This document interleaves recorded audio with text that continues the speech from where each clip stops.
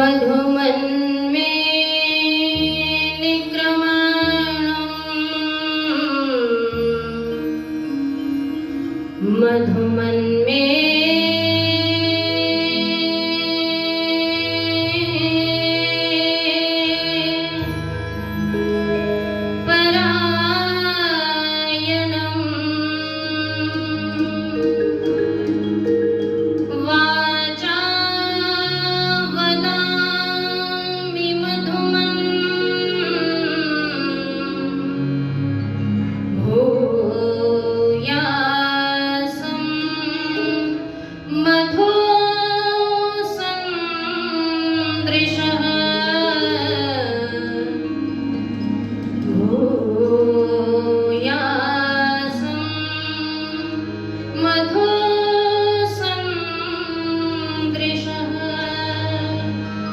और ये जीवन की सार्थकता से भरी पंक्तियां अब तक तो याद हो गई होंगी आप सभी को। मिलके गुनगुनाए।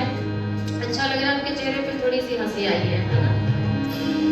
मेरा आना भी हो मधुमय, मेरा जाना भी मधुमय हो, मेरा आना भी हो मधुमय, मेरा जाना भी मधुमय हो, मेरा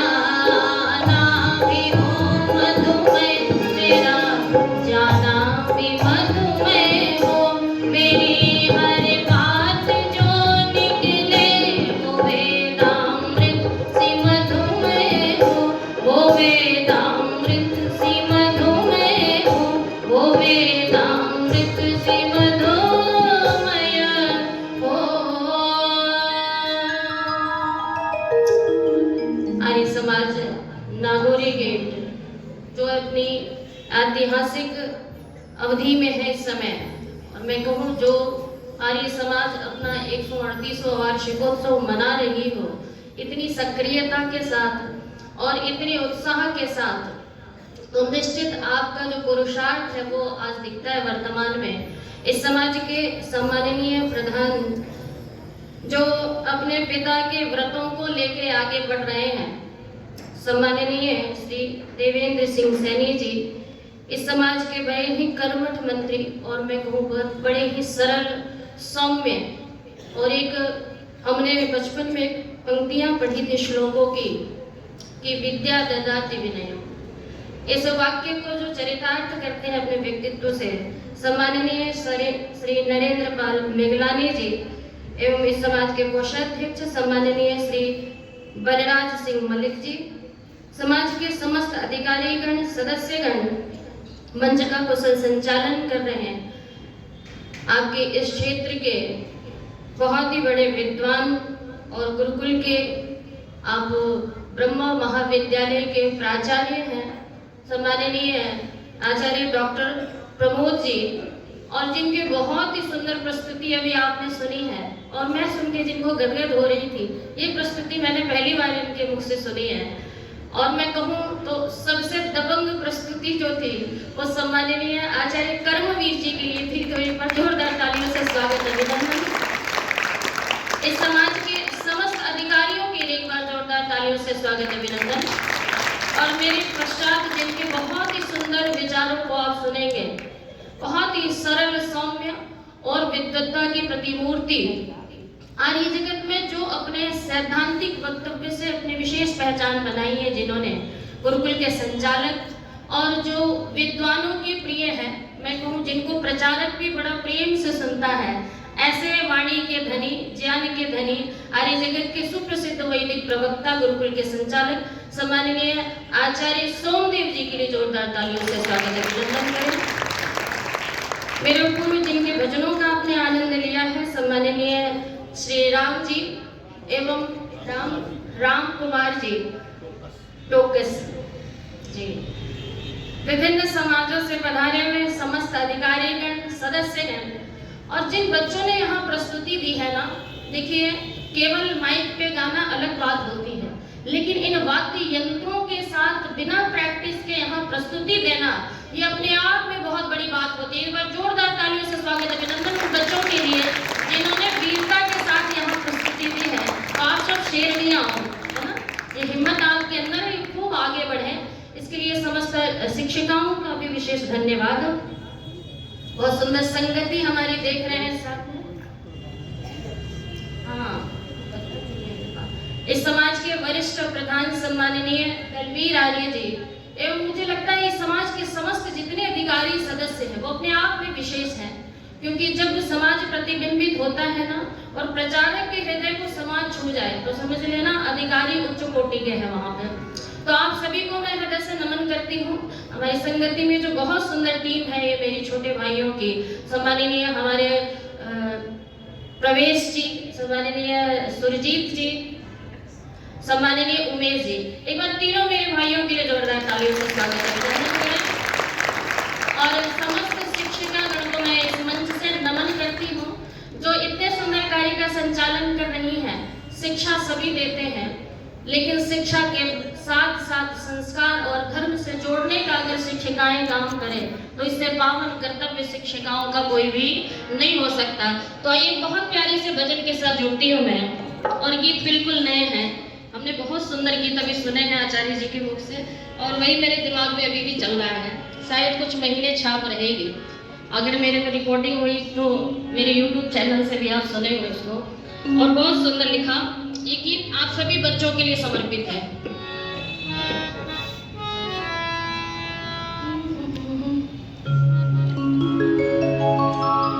तो आप थोड़े सीधे हो जाइए, थोड़े लंबे हो जाओ। हाँ, हाइट बढ़ गई देखो अभी आपकी, अभी हाइट कम हो रही थी आपकी, है ना। और बुझे हुए दीपक के समान नहीं, जलते हुए सूर्य के समान आपका चेहरा दिखना चाहिए। इतने तेजस्विनी हो आप सभी। तो कमर सीधी कर लो आप सभी, और मेरा साथ देना है सभी ने। आप साथ देंगे तो मैं पार हो जाऊंगी, इसलिए आपका साथ बहुत जरूरी है। एक दूसरे का साथ बनाए रखें। और क्या कहा? ओम तराना बहुत सुहाना, मीठे स्वर से गाना। ओम तराना बहुत सुहाना, मीठे स्वर से गाना। ओम तराना बोलो। ओम तराना बहुत सुहाना, मीठे स्वर से गाना। ओम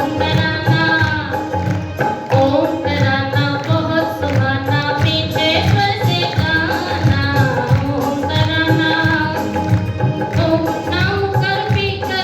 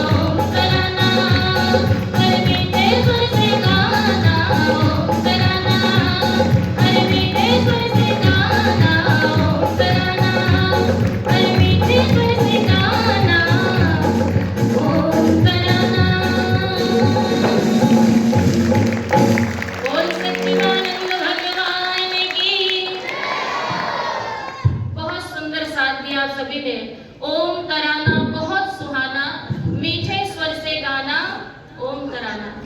ये गाना इसलिए सुनाया है कि आप गाना, कब गाना, किसलिए सुनाया आपको? ये इसलिए सुनाया है कि आप अपने जीवन में ओंकार को गाना। कब गाना? तब नहीं जब पेपर के समय आए, तब ज्यादा गाते हो आप, है ना? तब नहीं, कब करेंगे ओंकार का? जब सायं प्रातः किया करो। और ये मत सोचना कि ओम का जाप करने वाले पिछली पीढ़ी के लोग होते हैं। हम तो इस की जनरेशन है, हम तो कंप्यूटर युग की जनरेशन है, तो हम नहीं करेंगे। याद रखना, आध्यात्म की डगर से नई डगर दुनिया में कुछ भी नहीं होती। इससे नवीनतम दुनिया में कुछ नहीं, बोलो इससे प्राचीनतम दुनिया में कुछ भी नहीं। और मैं इसलिए नहीं कह रही कि आप करो, जब ओम का गुणगान केवल हम और आप नहीं करते, इस संसार के जितने प्रकृति के स्थान है ना, ये भी ओंकार का जप कर रहे हैं। आप साइंस पढ़ रहे हैं और रिसर्च बताता है कि पृथ्वी के गर्भ को जब आवाज को मापा गया ना यंत्रों से, तो उस पृथ्वी के गर्भ से जो आवाज निकल रही थी ना, वो भी कौन सी ध्वनि थी? ओंकार की ध्वनि थी। सूर्य की रश्मियों को जब मापा जा रहा था और उनकी आवाज को कलेक्ट करने की कोशिश की जा रही थी, तो वैज्ञानिकों ने पाया कि सूर्य में भी ओंकार की ही ध्वनि निकल रही थी। अर्थात ये पूरा का पूरा संसार उस ओंकार का जप कर रहा है, इसलिए नियम में चल रहा है। आप लोग शांति पाठ करते हैं ना, सबको शांति पाठ के मंत्र याद है। उसमें एक लास्ट में एक शब्द आता है, सा मा शांति रेधि, कहते हैं ना। जिस प्रकार से वनस्पति शांत है, विश्व देवा शांत है, सूर्य ब्रह्मांड सब शांत है, वैसी शांति परमात्मा मुझे भी प्रदान। अच्छा, ये शांति का अर्थ क्या होता है? Keep silent? नहीं, शांति का एक अर्थ होता है आदर्श में रहना। शांति का एक अर्थ क्या होता है? आदर्श में रहना, नियम में चलना। अगर आप कहो कि वनस्पति शांत है, अर्थात उसमें कोई हलचल नहीं हो रही, सूर्य में हलचल नहीं हो रही ना। सूर्य नहीं, सारे नक्षत्र संसार में जितने भी जगह हैं, जितने भी सामान है, जितने भी पर्वत आदि है, उन सभी में बोलो प्रक्रिया हो रही है। सूर्य में प्रक्रिया हो रही है, चंद्र में प्रक्रिया हो रही है, बोलो पृथ्वी में प्रक्रिया, हमारे अंदर भी बोलो प्रक्रिया, हमारे मन में भी। लेकिन कहा फिर शांत कैसे हो? तो कहा ये जितने भी वनस्पति है ना, नियम में चलते हैं, इसलिए इनको शांत कहा गया। अगर सूर्य नियम में ना चले तो बोलो उसको शांत की उपाधि। और सूर्य कभी नियम भंग कर दे तो ये ठंड का समय आएगा ना हमारा, देखना जब ये 15-20 दिन कुहासे दिखेंगे, फिर आप भगवान से, भगवान जी बस करो, बहुत हो गया, अब तो सूर्य दिखाई दो, अब मुश्किल है इतने कपड़ों को लादना, इनमें स्कूल जाना और विचरना, बाहर मार्केटिंग करना मुश्किल हो जाता है। तो कहा सूर्य अपने नियम में चल रहा है, इसलिए वो शांत है। ठीक इसी प्रकार जब हम अपने विद्यालय में नियम में चलते हैं तो बोलो हम क्या कहलाते हैं? शांत कहलाते हैं। जब प्रकृति नियम में चलती है तो बोलो क्या कहलाती है? शांत कहलाती है। और कहा जिस प्रकार ये सारी वनस्पति परमात्मा की सारी कृतियां नियम में चल रही है, हे परमेश्वर हम भी ऐसे नियम में चलने वाले बने, मर्यादा में चलने वाले बने। और याद रखना, जो नियम में चलता है, मर्यादा में चलता है, वही व्यक्ति परिवार के लिए, राष्ट्र के लिए और बोलो समाज के लिए कल्याणकारी होता है। होता ही नहीं होता? इसलिए कहा हम जीवन में अग्नि बने। हम सबके अंदर अग्नि है और उस अग्नि को हमेशा लेके चलना चाहिए। अग्नि मर्यादित होती है इसलिए उसका नाम अग्नि है, और जो मर्यादित नहीं है उसका नाम क्या होता है? आग। उसका नाम क्या होता है? शास्त्र की भाषा में जो मर्यादित है बोलो वो अग्नि है। इसलिए जीवन में अग्नि बनना, बोलो आग। आग लगाते हैं ना लोग, तो फिर उसकी प्रशंसा नहीं होती है ना। जो लोग करने जब होते हैं ना, इधर की बात उधर करते हैं, तो क्या कहते हैं? क्लास में भी कहते हैं आग ही आग लगाने वाली, कहते अग्नि लगाने वाली तो नहीं कहते ना। लेकिन यज्ञ में जब बैठते हो तो आप फिर वहां पे आग का प्रयोग नहीं करते, आप क्या कहते हो? अग्नि जल रही है और अग्नि को और